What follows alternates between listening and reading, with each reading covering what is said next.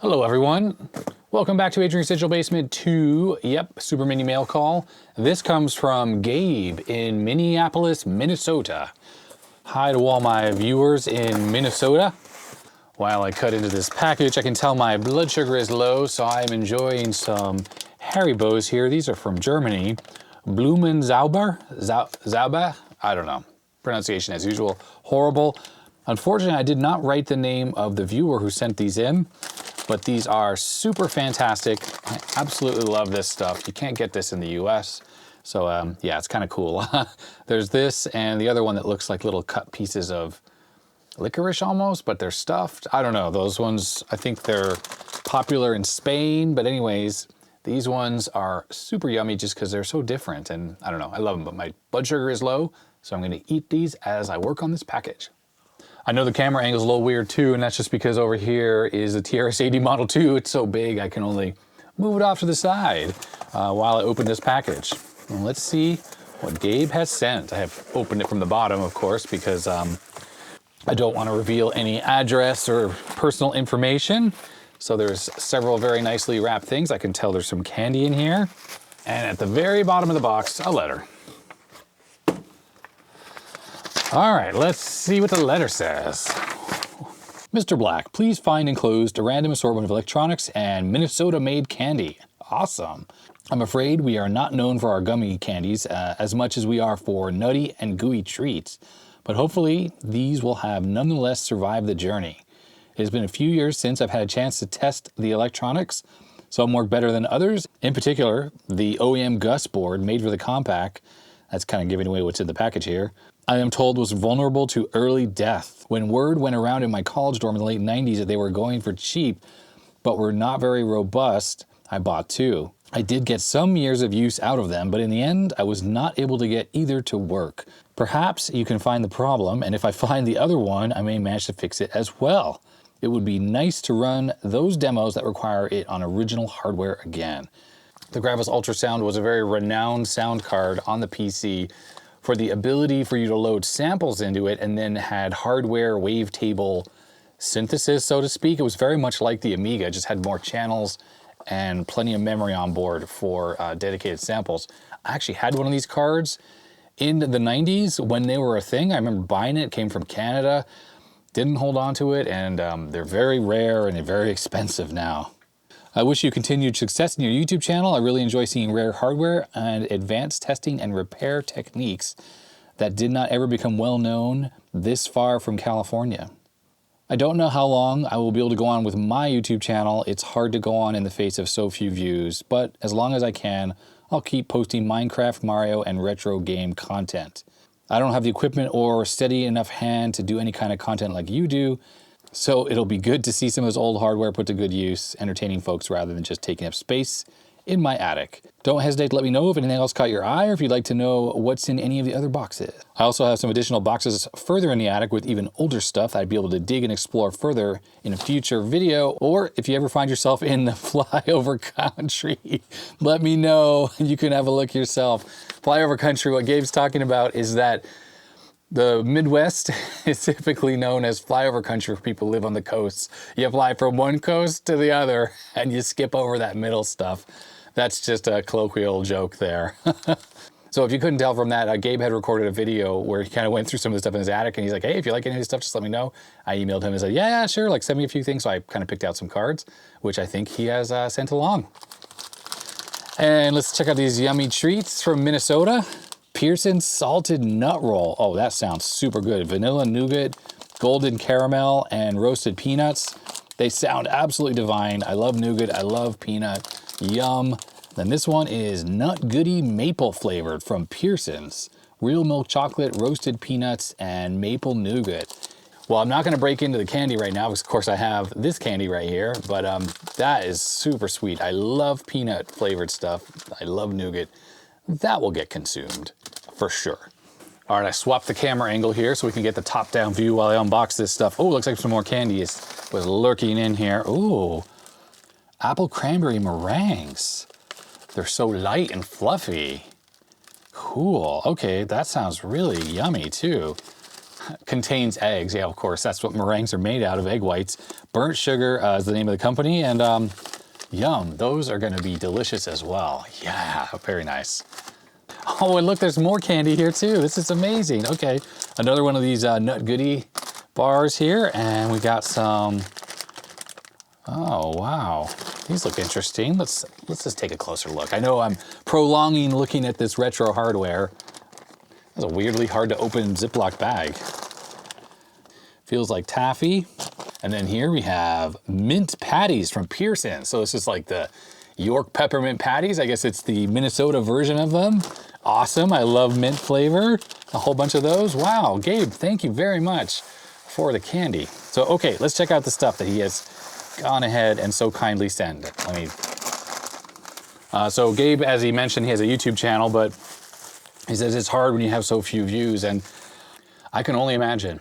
Originally with this channel, it wasn't called Adrian's Digital Basement, it was just my name, and it had random crap videos on it. I had no intention of ever actually being a YouTuber or making content like I do now. It's super random how this actually happened. I think I've talked about this on the channel before, but I'll say it again, basically. My friend Dave, who actually has a YouTube channel himself, he would send me links to people selling these old retro computers here in Portland, and this was quite a few years ago. And the very first one I picked up was this Micron PC. It ran Windows 95, it was a brand new in box, had all the software, like never been used, even though it was like from 1995.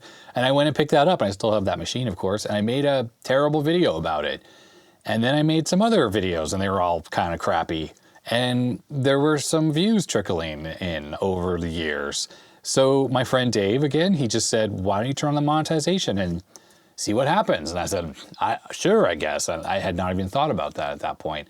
So I turned on the monetization, and I think that almost like helps you promote your channel more. But that was actually earlier on with YouTube, where you didn't need to have these requirements to hit monetization. You just needed like 1,000 subscribers or something like that. They didn't have any of this hours watched or views, any of that stuff. Although I had these like weird random videos on my channel that had strangely enough views that I think I was over the limit anyways. And I'm trying to think if I had light bulb review videos on my channel or not that had actually gotten a good amount of views. I don't really remember. I think I did actually. I had some like teardowns and stuff. Anyhow, it just sort of happened organically. And now the channel's got, I don't know, when I last looked, 120 something thousand subscribers on the main channel. That is, in the second channel is like approaching 30,000. And it just completely blows my mind. I really struggle in a way to even fathom that people watch me make these videos and they enjoy it. And I've certainly gotten better as a content creator. My videos today look and sound a lot more watchable than the old ones. When I go back and watch my old videos, I kind of cringe. Anyhow, it's funny how things just sort of happen. So I think everyone knows, if you watch my channel, I still have a day job. I haven't quit my day job or anything like that. I do this in my spare time at night. It's past midnight right now. I'm gonna have to go to bed soon because I have work in the morning. But yeah, it's been a super fun journey. But the thing is now, there's so many more retro channels, for instance, than there were when I started. There were the big ones like LGR, 8-Bit Guy. There really weren't that many others. I think RMC, he had just been starting. Neil had just been starting out like a bit before me, so his channel was bigger than mine. And then there was also Terrafractic, Retro Recipes. I think he kind of started similar time to me, although I think my channel might be older because I had like those random videos. Yeah, the rest is history. So I'm in that middle tier right now where the channel's bigger than it certainly was and bigger than a lot of other channels. But at the same point, 8-Bit Guy, LGR, for instance, are way, way, way bigger than I am, like, 10 times bigger. Anyhow, it's interesting, but I know it can be disheartening. I'd only imagine it's disheartening for people starting out, where you put a lot of work into a video and you get almost no views. And that's the thing that's funny about YouTube, and I'm sorry I'm way off topic here from these cards, is that you can put the same amount of work into a video as someone else. Like, say, you can put the same amount of work as I do into a video, or even more, with a better produced video, better research, more content. I don't know, everything is better, and yet then you get like 500 views. And you're like, all that work for what? But it's like this weird critical mass thing on YouTube. It seems, especially these days, it seems like the bigger your channel is, the more views you get, the more eyes are on your channel, the faster you grow. but how do you get started? People ask me that all the time. I have no answers. I have no idea. I don't even know how I got to this size, to be honest. Back to the content at hand. So this first card here, I think I've been holding it all this time. Sound Blaster CT 1350B. So this is one of the earlier Sound Blasters. I think this might be known as a 1.5, I think. It has the sockets for the Creative CMS system, or actually, I'm sorry, it's just the CMS system, Creative Music System. There are 2 Philips sound chips, like SA 1099s or something like that, and a GAL. And luckily, there is a reproduction GAL you can make now. The codes of the algorithms have been figured out, and they've actually have those files, those JED files available to download. So I can make one, and then these chips are easy to get. You get them from AliExpress or wherever, and you can populate these, and then you have a Sound Blaster that's got a real OPL sound from Yamaha. You have the CMS sound system, which is 22 channels or something like that, stereo, FM, not FM synthesis, it's a sine wave, kind of like Nintendo sounding. And then you have Sound Blaster, which is the digital sound with in and out, things like that. I have one of these cards and actually have the chips on there. And the original one that I have actually came from my friend Dave. It was his original sound card. And it's in my IBM 5170, the 286. That's the card I have in there. It's his very card. It's got a broken volume knob, and he damaged the audio input when he was a kid by plugging in like an amplifier right into it, something like that. So anyhow, that's very cool. These cards aren't super common these days. So it's kind of cool to have one of these original cards because these go really well in like an XT or 286. It's like the perfect era. In fact, let's look at the date codes on any of these chips. Can we find any? That says 99, that's not possible. That says 99, that's not possible either. Okay, here we go. This chip here says 92 second week. This one says 92 sixth week. So I'm gonna say that this card is from the early 90s. And I think the Sound Blaster came out thereabouts, like 90, 91, something like that. I'm not up on my history perfectly, but yeah, card's a little dirty, but nothing that can't be cleaned up. This card should work well. All right, what do we have as the next card? Now, I should remember what these are because I asked Gabe to send these. Specifically, I picked them out. All right, what we have here is an Ensoniq sound card of some kind. Dirty. It looks like it has massive, massive capacitor leakage going on here. That is not good. All of these caps have leaked. So this would need a full recap before there's any chance of this card working. But it's made by Ensoniq Corporation. The date is 1994. Do I know what this card is specifically? Let me see if I can find a name. So far I can't. And there's nothing on the back. So what really caught my eye about this card is, if you don't know, Ensoniq made synthesizers. That company was founded by people who I think originally worked at Commodore. The Apple IIgs uses an Ensoniq sound chip in it that was also used in synthesizers. So that's one of the reasons why it has pretty good sound capabilities for the time when it came out, 86 or so. You know, it had basically like wavetable capabilities in the 80s, which was not a common thing. So this is obviously, it says 1994 here, so this will be a later one, but it has onboard memory here, so it can load samples into it. But even more wild, look at this. Motorola 68000 at 8 megahertz. This entire sound card has the same processor as a Macintosh Classic or SC or any of those computers on a sound card. A 16/32-bit processor. The synthesizer chips here doing whatever. There's no chance of you trying to use this until it gets recapped. I wanted to give a quick update on the Soundscape card during editing. So I've actually recapped this board and it works perfectly. I think, like a lot of wavetable cards at this time, the biggest letdown for this card is it has pretty miserable Sound Blaster and AdLib emulation.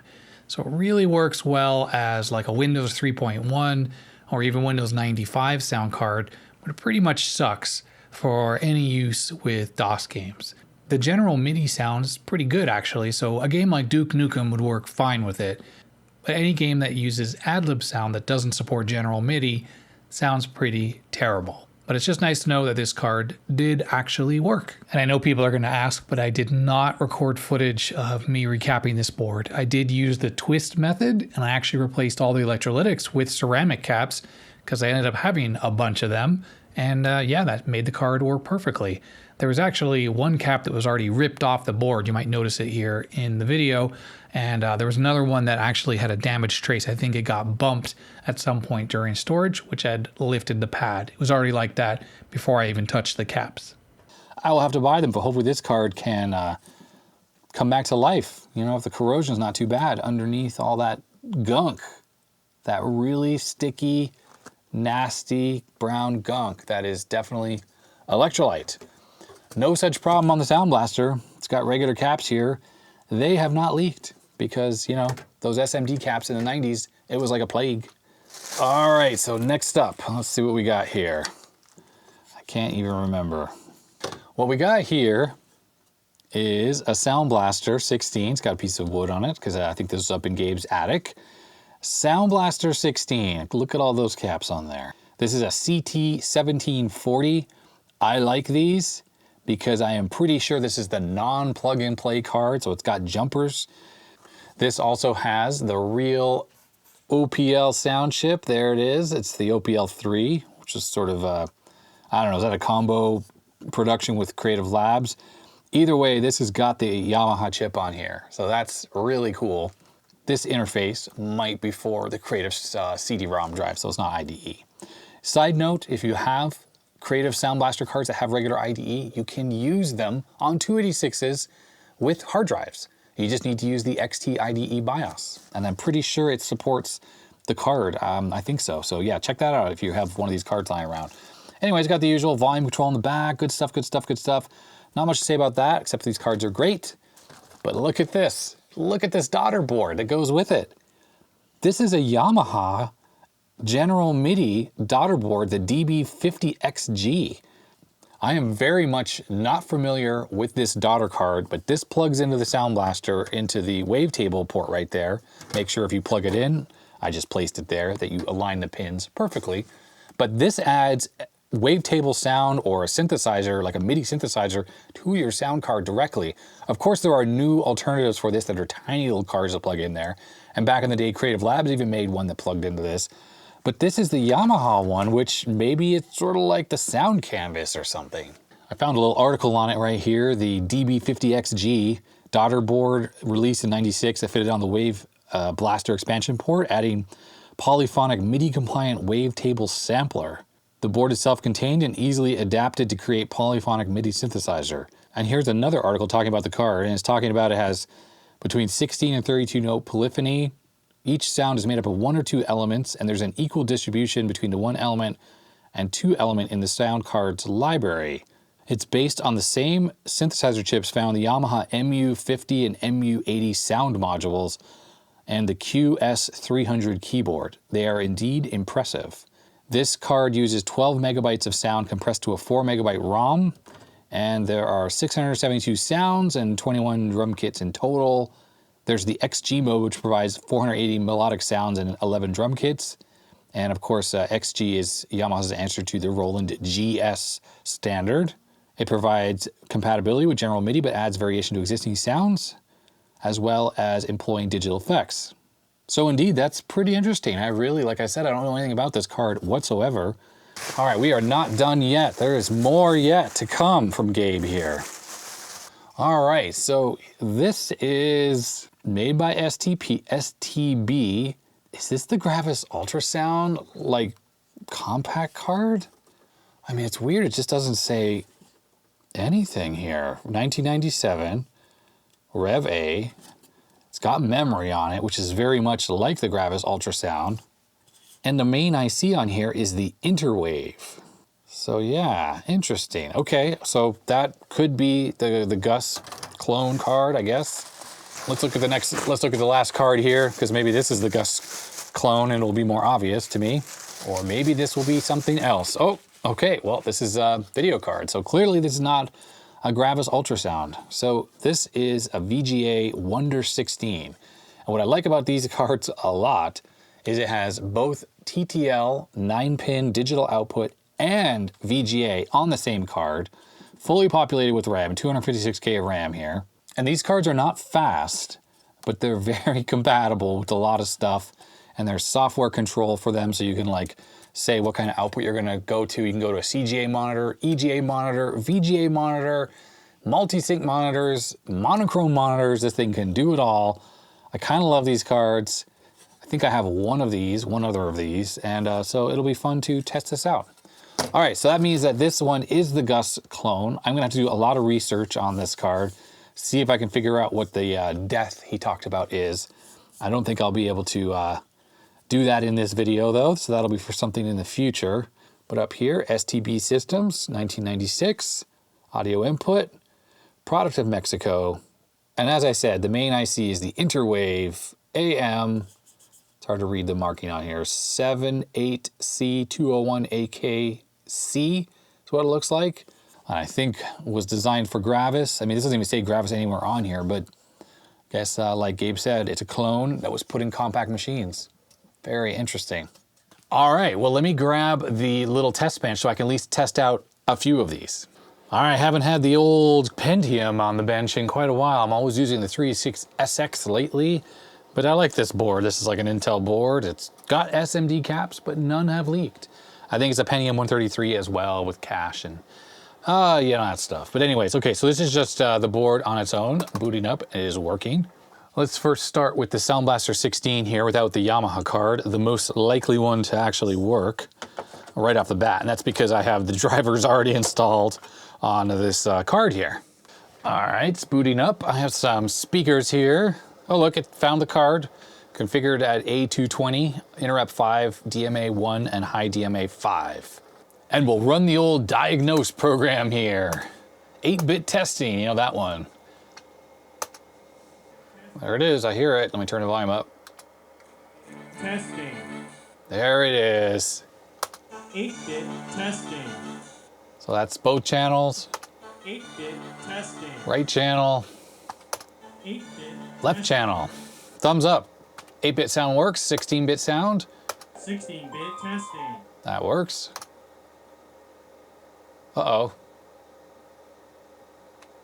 The computer froze when I tried to play the right channel. Well, let's reboot. That's very odd that it seemingly was working and then froze. I'm just gonna do auto scan and we'll just double check that these various channels, like the DMA channel specifically, was correct. Auto scan. Okay, pick DMA 5, auto scan. Channel 1, okay, that's what it thought it was. And we're gonna auto scan the high DMA channel. DMA channel 5, I'm pretty sure that's what it was using before, or was it, yeah. All right, let's try that again, both channels. 16-bit testing. 16-bit testing. Weird. 16-bit testing. That's working now. And there's the FM synthesis. Thumbs up, it seems to be working. Maybe like the card's dirty on the slot because this card's very dusty, I haven't cleaned it yet. So could be the DMA channel, the 16-bit DMA channel was having an issue. All right, F10 update system files. Let's check out Cubic Player, my favorite program for playing mods, on the PC that is. How about Space Debris, the good old Amiga mod? Seems to be working perfectly.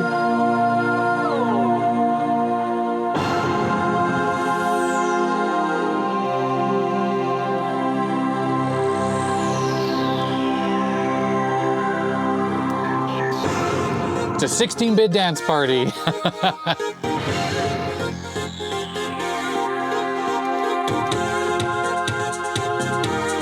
All right, enough of that. That shows the card is working. Excellent.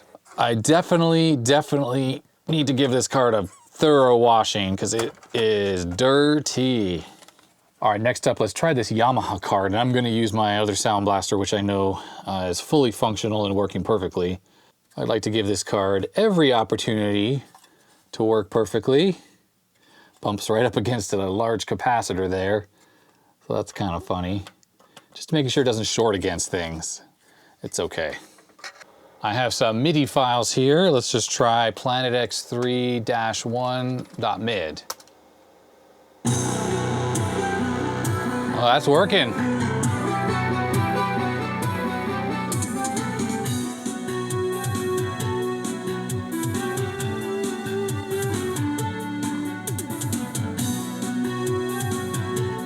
So that music you're hearing right now is coming through this Yamaha sound card. This Sound Blaster does not have the ability to generate any kind of music like this. It's using MPU port 330. It's a MIDI file. That's it. Yeah, so the card is working. All right, let's try this other random file. I don't know what it sounds like. Oh, this is an Ensoniq one. Oh, it's so 90s. It's a copyright 1994 Ensoniq Corporation, Jerry Kavorsky.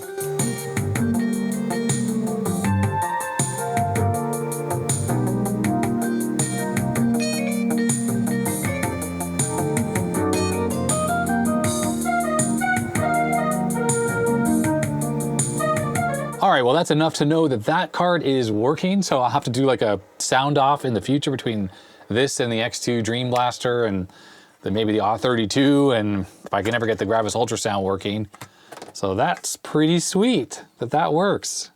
All right, how about we try out the old Sound Blaster here? I think the drivers that are on there should do the trick. Well, I mean, let's see here, actually, I should check the jumpers.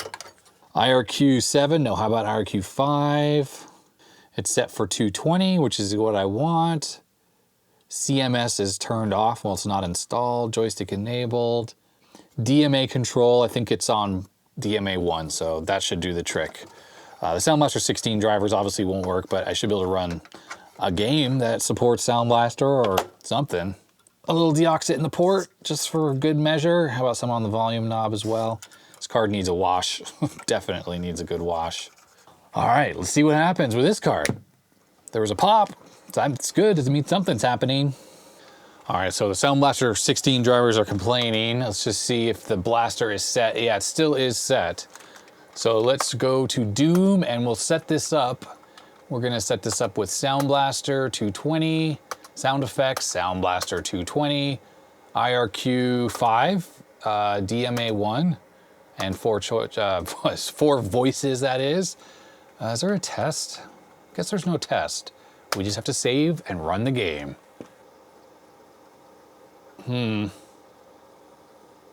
That's weird. I could definitely hear when I turn the volume up, I hear hiss, but there's no sound. All right, doesn't seem to be working. It's definitely set for IRQ 5 on there. So I tried to run AdLib Jukebox, which definitely works on the Sound Blaster. And it just says no AdLib sound card. So that's weird. Well, unfortunately, after fiddling around quite a bit, this CT 1350B doesn't seem to be working at all. This is the Sierra Christmas demo. It's set for AdLib, and yet we have no sound whatsoever, no matter how I adjust this volume control. I do hear noise out of the card, like a system noise, through the amplified speakers, which is normal for this card. As the bus and whatever's doing stuff, you will hear some of that through the card. I hear that, so I know that this connection is actually good. If I pull that out, you're not going to hear that anymore. And when I shut the computer off, there's also a pop out of the speakers. So the amplifier part of this card is working, but nothing seems to be able to see this card. Well, obviously this didn't complain, but no FM sound on the normal AdLib port. So it's almost like this thing is not talking to the bus at all. I'm back for a little update on the CT1350. So as you saw here, it wasn't working at all, and I didn't really show all the troubleshooting I did. When I rebooted with a fresh install of DOS, so I didn't have those Sound Blaster 16 drivers, and yeah, nothing I would do would ever get the computer to see this card. It was really strange. Even AdLib software would just say, no AdLib found. So the funny thing is, I actually did some troubleshooting on this card after I made this video, and I decided to remove some of the bus transceivers and the other 74LS logic chips on it. I desoldered them and I socketed them just so I could test those chips in the Retro Chip Tester Pro. And when I did that, all those chips worked fine, no issues. And then I put the card with the chips reinstalled on the original chips back into a PC because I was going to try to use a logic analyzer or oscilloscope to see some of the signals. And I ran some software and the card just worked. Absolutely works perfectly now. I tested it with games like Doom, the AdLib Jukebox program, everything. All just works flawlessly. So this card now works completely 100%, and I have no idea what happened. There were no bad solder joints on it. The card looked perfect, but the act of desoldering those chips and putting them in seemed to have fixed it, or maybe I was having some other issue at the time. I don't really know, but who knows? The card is working. So anyways, okay, so that card doesn't work. Why don't we try the VGA card, the ATI one here. So let's just make sure everything is good. You know, it's looking a little cruddy right there. Let me clean that up. I can't find the 99% IPA, so I'm just gonna put Deoxit on here and use a little cloth. This method works as good as any. Yep, getting some crud off there. Backside, oh, that's not so good. It's looking a little cruddy as well. Bit of corrosion that's there. It's not massive, but it is there. So I might need to polish it up a little bit. I don't know if that's gonna cause an issue though. Let's just do a quick inspection of this board. Everything else seems fine. EPROMs are in. The VGA Wonder 16, it's a version 5 Rev 2.1, doesn't have any jumpers or anything on it. I think, if I recall, it's configured with software, and then there's an EEPROM as well, but it does detect basically what monitor you have plugged in. A little Deoxit into the VGA port there. So it detects the monitor connection you have and will configure itself appropriately. So in with the monitor connection. Let's see what happens. Uh-oh. That is the sound of a card that's not working. So unfortunately, this card may also be bad. I'll have to do some checks on it, like double check the BIOS ROMs are working. The computer's booting without it. The RAM could have a RAM fault, I suppose, although half the RAM is soldered on, so that makes it that much more difficult to troubleshoot. But yeah, not working. That's a shame, because that is a good card. Let's try a different slot just for fun. Nope, not happy whatsoever. I will try one more thing. Let's plug in to the CGA port here, see what happens. All right, switch this over to HDMI because I'm using the RGB to HDMI, which should hopefully be there. Yes, okay, good, black screen. Okay, let's turn this on. Oh, whoa. We're getting a solid green output. Oh, this may not be configured appropriately. No, I was definitely using this recently on a PC. So yeah, it's currently set for CGA or monochrome, which this card definitely should be outputting. I don't know why we're getting a solid green screen. That's not right. Well, now we're getting a white solid screen. So yeah, okay. Well, this card, unhappy card. That is unfortunately a shame. It doesn't mean that it's totally dead. I will just have to do further troubleshooting, which I don't have time to do in this mail call video, unfortunately. And now a quick update on this VGA card. So yeah, I couldn't figure out what's wrong with this card. I actually checked the BIOS. Both of those are good. In fact, I think I found a BIOS online from the same card, and they compare perfectly. So it's not like these images are bad. And the card is just not seen whatsoever. And I tried this in several different computers, and it acts as if the card is not installed in the machine. Unfortunately, there's no data sheet or schematics for this card whatsoever. So it's not really easy for me to do any kind of troubleshooting on it. And basically everything kind of goes through a bus transceiver and into the main IC on here. So there's just not a lot I can do for troubleshooting. I tested out all the socketed DRAM and that works fine. But there is still, I think, 256K on the board, which I cannot test easily. So if you have any ideas, please let me know in the comment section below. I popped the Gravis Ultrasound card into the machine here. I don't have the drivers on it, but I just did a quick search on Vogons, and it's the STB Ultrasound 32 Pro, also known as the Compaq Interwave Sound Card Comprehensive Guide. There are photographs of it. That's definitely the card. Talks about the interwave revision of the chip that's on here, and it uses the standard Gravis Ultrasound PNP version 2.2 drivers, only for the mixer and information utilities. Looks like the files you need are available for downloading here.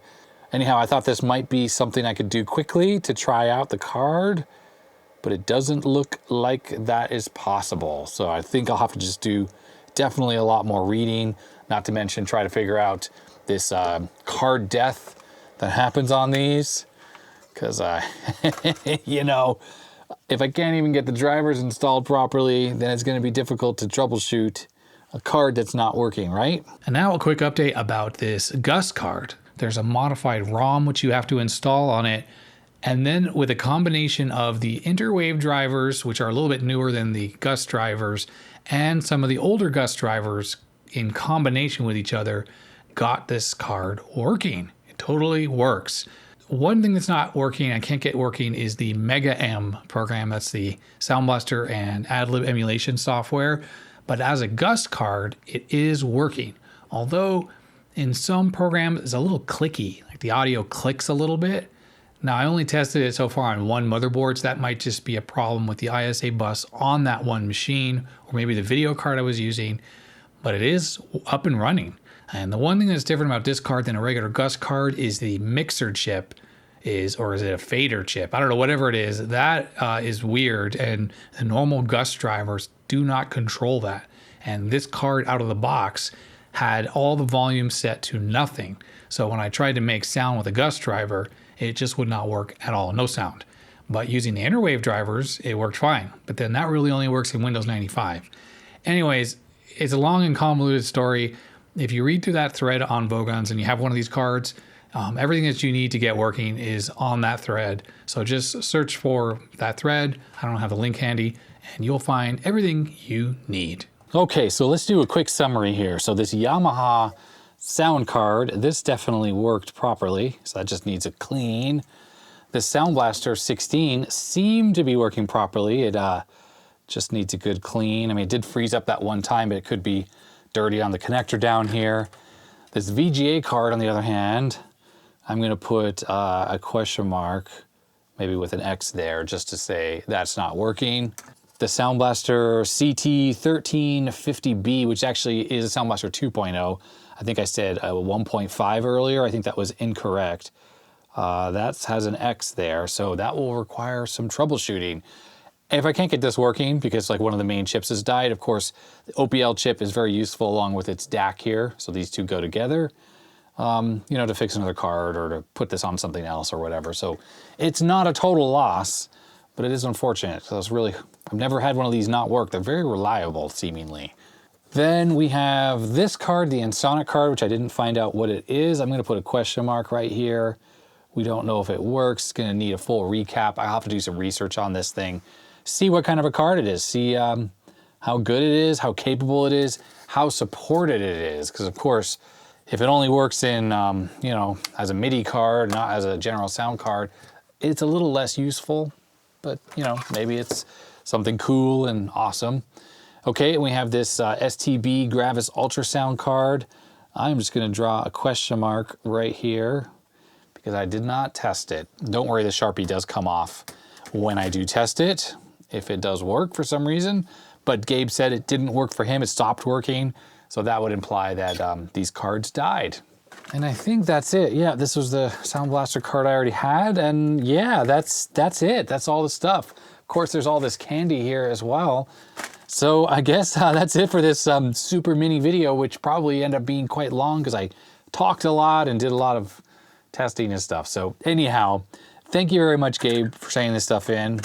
And if you know anything about these cards or have any tips and tricks, like you know what might be causing this to just appear dead, or of course with this Gus card, you have tips and tricks for that, please let me know in the comment section below. I would really appreciate the help. Thanks very much for watching. Thanks to my patrons. Their names are scrolling up the side of the screen. Subscribe if you don't mind. Thumbs up, all the usual YouTube stuff. And that's it. Stay healthy, stay safe, and I'll see you next time. Bye.